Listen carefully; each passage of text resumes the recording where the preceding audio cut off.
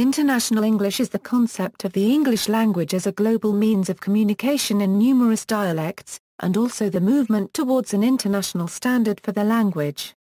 It is also referred to as Global English, World English, Common English, Continental English, General English, Engas, or Globish. Sometimes, these terms refer simply to the array of varieties of English spoken throughout the world. Sometimes, International English, and the related terms above refer to a desired standardization, that is Standard English. However, there is no consensus on the path to this goal. There have been many proposals for making International English more accessible to people from different nationalities. Basic English is an example, but it failed to make progress. More recently, there have been proposals for English as a lingua franca. It has also been argued that International English is held back by its traditional spelling. There has been slow progress in adopting alternate spellings. Historical context. The modern concept of International English does not exist in isolation, but is the product of centuries of development of the English language. The English language evolved in England, from a set of West Germanic dialects spoken by the Angles and Saxons, who arrived from continental Europe in the 5th century. Those dialects came to be known as English, the language today referred to as Anglo-Saxon or Old English. English is thus more closely related to West Frisian than to any other modern language, although less than a quarter of the vocabulary of modern English is shared with West Frisian or other West Germanic languages because of extensive borrowings from Norse, Norman, Latin, and other languages. It was during the Viking invasions of the Anglo-Saxon period that Old English was influenced by contact with Norse, a group of North Germanic dialects spoken by the Vikings, who came to control a large region in the north of England known as the Danelaw. Vocabulary items entering English from Norse are thus attributable to the on-again off-again Viking occupation of northern England during the centuries prior to the Norman conquest. Soon after the Norman conquest of 1066, the English language ceased being a literary language and was replaced by Anglo-Norman as the written language of England. During the Norman period, English absorbed a significant component of French vocabulary. With this new vocabulary, additional vocabulary borrowed from Latin, a simplified grammar, and use of the orthographic conventions of French instead of Old English orthography, the language became Middle English.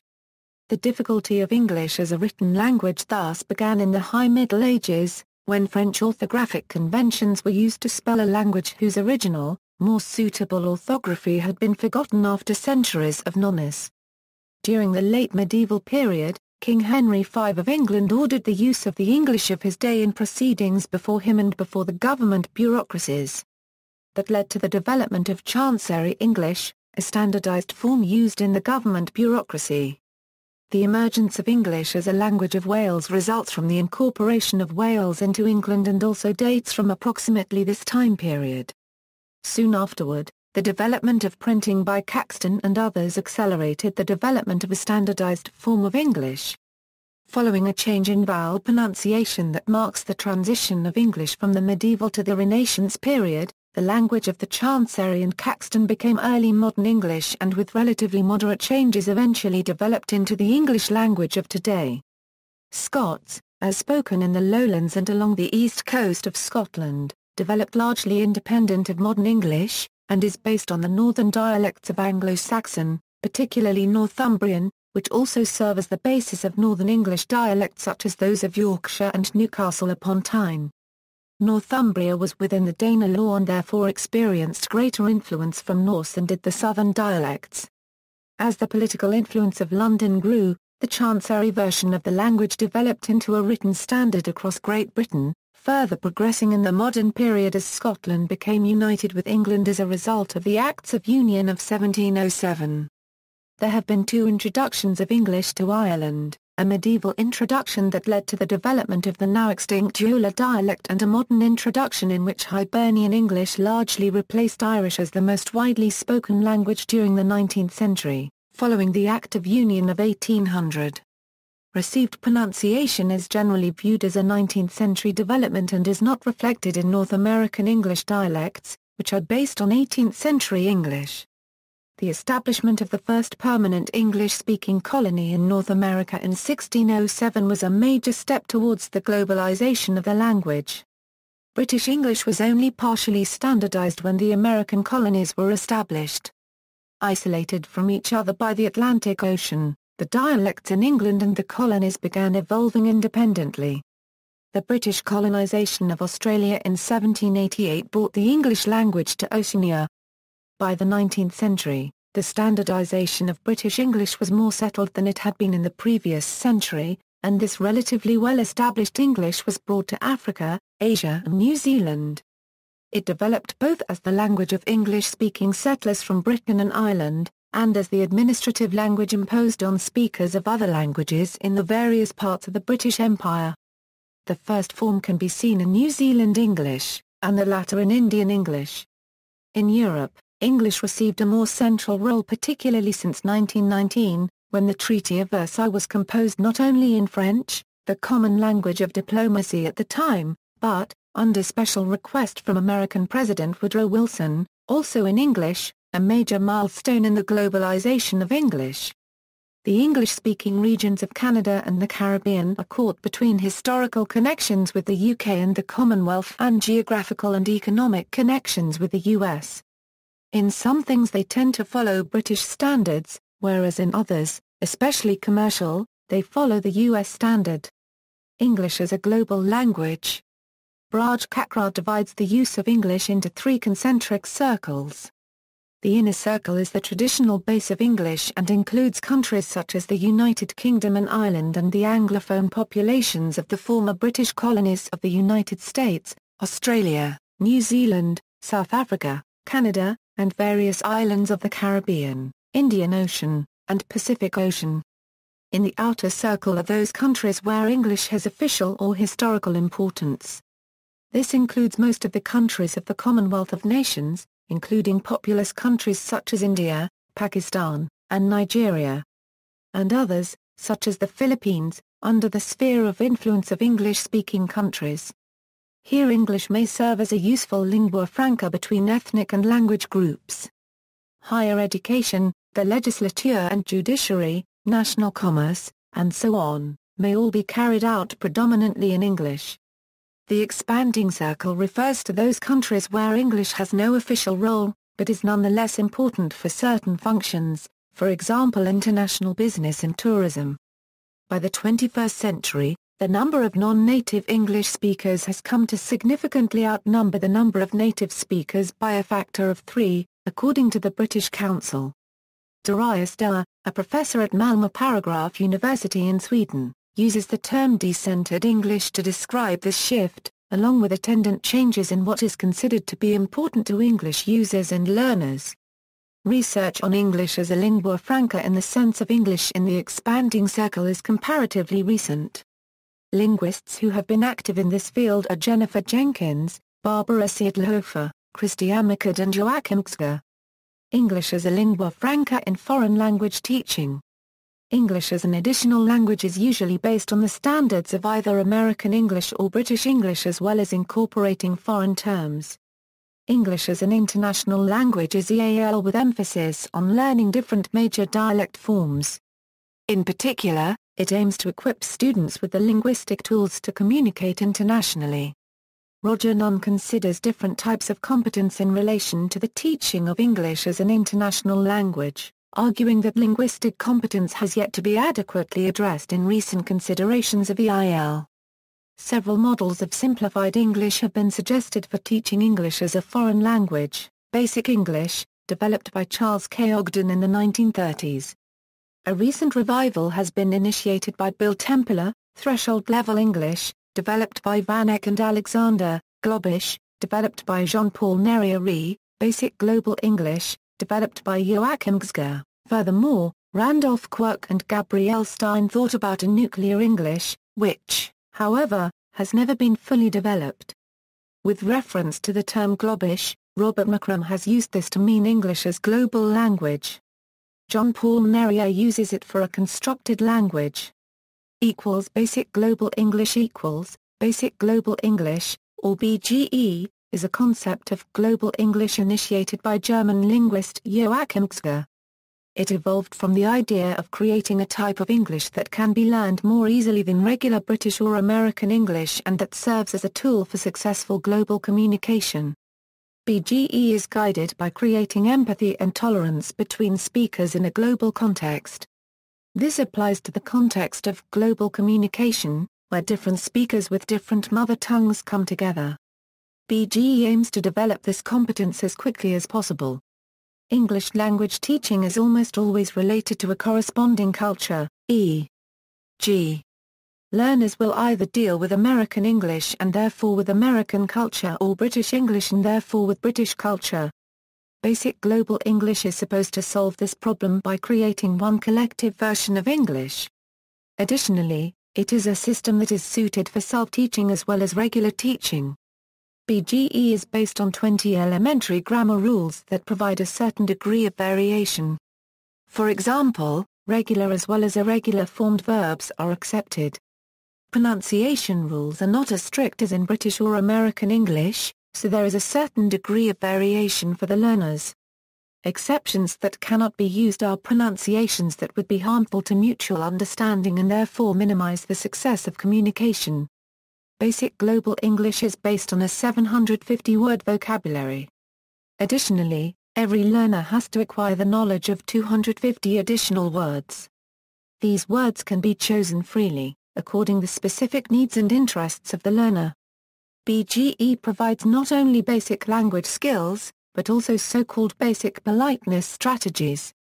These include creating a positive atmosphere, accepting an offer with yes, please, or refusing with no, thank you, and small talk topics to choose and to avoid. Basic Global English has been tested in 2 elementary schools in Germany. For the practical test of BGE, 12 lessons were prepared in order to cover half of a school year. After the BGE teaching, students were able to answer questions about themselves, their family, their hobbies, etc. Additionally, they were able to form questions themselves about the same topics. Besides that, they also learned the numbers from 1 to 31 and vocabulary including things in their school bag and in their classroom. The students as well as the parents had a positive impression of the project. Varying concepts. Universality and flexibility International English sometimes refers to English as it is actually being used and developed in the world. As a language owned not just by native speakers, but by all those who come to use it. Basically, it covers the English language at large, often implicitly seen as standard. It is certainly also commonly used in connection with the acquisition, use, and study of English as the world's lingua franca, and especially when the language is considered as a whole in contrast with British English, American English, South African English, and the like. MacArthur. It especially means English words and phrases generally understood throughout the English-speaking world as opposed to localisms. The importance of non-native English language skills can be recognized behind the long-standing joke that the international language of science and technology is broken English. Neutrality International English reaches towards cultural neutrality. This is a practical use. What could be better than a type of English that saves you from having to re-edit publications for individual regional markets? Teachers and learners of English as a second language also find it an attractive idea. Both often concerned that their English should be neutral, without American or British or Canadian or Australian colouring. Any regional variety of English has a set of political, social and cultural connotations attached to it, even the so-called standard forms. According to this viewpoint, international English is a concept of English that minimizes the aspects defined by either the colonial imperialism of Victorian Britain or the cultural imperialism of the 20th century United States. While British colonialism laid the foundation for English over much of the world, international English is a product of an emerging world culture, very much attributable to the influence of the United States as well, but conceptually based on a far greater degree of crosstalk and linguistic transculturation, which tends to mitigate both U.S. influence and British colonial influence. The development of international English often centers on academic and scientific communities, where formal English usage is prevalent, and creative use of the language is at a minimum. This formal international English allows entry into Western culture as a whole and Western cultural values in general. Opposition equals, the continued growth of the English language itself is seen by authors such as Alistair Pennyworth as a kind of cultural imperialism, whether it is English in one form or English in two slightly different forms. Robert Phillipson argues against the possibility of such neutrality in his linguistic imperialism. Learners who wish to use purportedly correct English are in fact faced with a dual standard of American English and British English, and other less-known standard Englishes. Edward Trumnell, author of Why You Need a Foreign Language and How to Learn One, argues that the international version of English is only adequate for communicating basic ideas. For complex discussions and business technical situations, English is not an adequate communication tool for non-native speakers of the language. Trumnell also asserts that native English speakers have become dependent on the language skills of others by placing their faith in international English. Appropriation theory equals, there are also some who reject both linguistic imperialism and David Crystal's theory of the neutrality of English. They argue that the phenomenon of the global spread of English is better understood in the framework of appropriation, that is, English used for local purposes around the world. Demonstrators in non-English-speaking countries often use signs in English to convey their demands to TV audiences around the globe, for instance. In English language teaching, Bobda shows how Cameroon has moved away from a monocultural, Anglo-centered way of teaching English and has gradually appropriated teaching material to a Cameroonian context. Non-Western topics treated are, for instance, the rule of emirs, traditional medicine or polygamy. Cram and Sullivan describe how Western methodology and textbooks have been appropriated to suit local Vietnamese culture. The Pakistani textbook Primary Stage English includes lessons such as Pakistan My Country, Our Flag, or Our Great Leader, which might well sound jingoistic to Western ears. Within the native culture, however, establishing a connection between English language teaching, patriotism and Muslim faith is seen as one of the aims of ELT, as the chairman of the Punjab Textbook Board openly states. The board takes care, through these books, to inoculate in the students a love of the Islamic values and awareness to guard the ideological frontiers of the students' homelands. Many Englishes equals, there are many difficult choices that have to be made if there is to be further standardization of English in the future. These include the choice over whether to adopt a current standard, or move towards a more neutral, but artificial one. A true international English might supplant both current American and British English as a variety of English for international communication, leaving these as local dialects, or would rise from a merger of general American and standard British English with that mixture of other varieties of English and would generally replace all these varieties of English. We may, in due course, all need to be in control of two standard Englishes, the one which gives us our national and local identity, and the other which puts us in touch with the rest of the human race. In effect, we may all need to become bilingual in our own language. David Crystal. This is the situation long faced by many users of English who possess a non-standard dialect of English as their birth tongue but have also learned to write a more standard dialect. Many academics often publish material in journals requiring different varieties of English and change style and spellings as necessary without great difficulty. As far as spelling is concerned, the differences between American and British usage became noticeable due to the first influential lexicographers on each side of the Atlantic. Samuel Johnson's dictionary of 1755 greatly favored Norman-influenced spellings such as center and color. On the other hand, Noah Webster's first guide to American spelling, published in 1783, preferred spellings like center and the Latinate color. The difference in strategy and philosophy of Johnson and Webster are largely responsible for the main division in English spelling that exists today. However, these differences are extremely minor. Spelling is but a small part of the differences between dialects of English, and may not even reflect dialect differences at all. International English refers to much more than an agreed spelling pattern.